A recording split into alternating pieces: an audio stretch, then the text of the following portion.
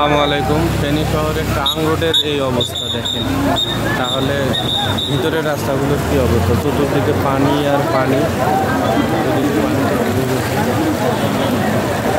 দেখতে পাচ্ছেন এটা মেইন রোড, ফেনী শহরের মেইন রোডের এই অবস্থা। সবাই সবার মতো সাহায্য সহযোগিতা করার জন্য এগিয়ে আসে, আল্লাহ রহম করুক। তবে আল্লাহ রহমের যে বৃষ্টি দ্রুত কমেছে, ইনশাআল্লাহ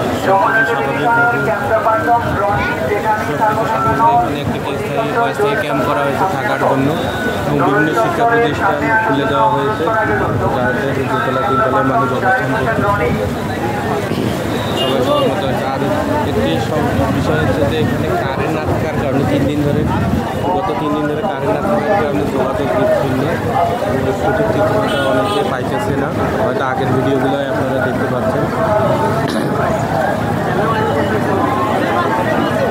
এখানে ভুড়ার ব্যবস্থা করা হয়েছে, ভুড়াতে করে অনেকে আশ্রয় বিভিন্ন জায়গায় যাইতেছে।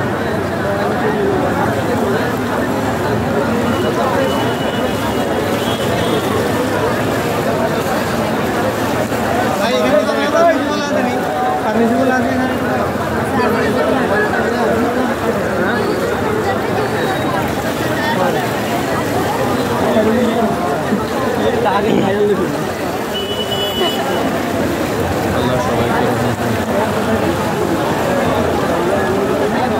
তবে বাংলাদেশের বিভিন্ন অঞ্চল থেকে খাদ্য সামগ্রী আসতেছে ট্রাকে করে, অনেক স্পিড বোট এসেছে।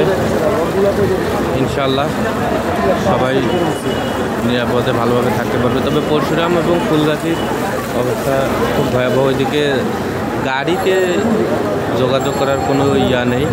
তবে ওই স্পিড বোটগুলোতে করে অনেকে যাচ্ছে, খাবার নিয়ে যাচ্ছে, প্রয়োজনীয় ওষুধ নিয়ে যাচ্ছে, এবং আসার সময় শিশু এবং মহিলাদেরকে নিয়ে আসতেছে। তবে বাংলাদেশের সার্বিক জনতা, আপামর জনতা যেভাবে সাহায্য সহযোগিতা হাত বাড়িয়ে দিয়েছে, এটা আসলেই অনেক গর্বের বিষয় যে আমরা মানুষের কল্যাণে এগিয়ে এসেছি।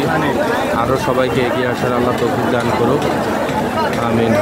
আসসালামু আলাইকুম।